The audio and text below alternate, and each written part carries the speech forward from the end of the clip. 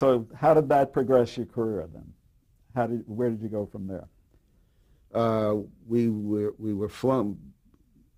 Oh, we had never written a television show before, but I was living in this little room I described behind another house.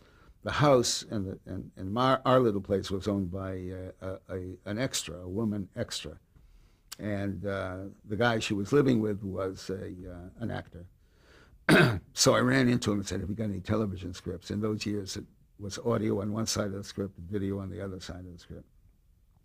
So we took that, and just so we knew what it looked like on a page, and wrote 2 sketches and sent them over to the hotel quickly. Susskind took them back, and 3 days later, we got a call to come to New York to write the Jack Haley Ford Star Revue. Let me just hold you here for a second. How familiar were you with television? These were the very early days of television.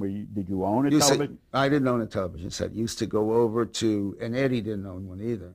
We used to go over to my uncle Lee Lane's father, who had a television set, and we would watch Milton Berle on Tuesday nights at 8 o'clock. And I remember Ed Wynn in those years, which I guess I saw at my Uncle Al's too, and that's as much as I knew about television. And we should explain that Jack Haley was famous for his... Jack Haley was the Tin Man in The Wizard of Oz, right, and a wonderful light comedian and dancer. And this show is a comedy variety show? This was a variety show, 8 o'clock, I forget which night, on NBC. On NBC. Jack Haley was master of ceremonies? Jack Haley was the star and, did some material in one, and then sketches and songs and so forth. So that was your Our first... job on that show was the bulk of the show was 2 major sketches.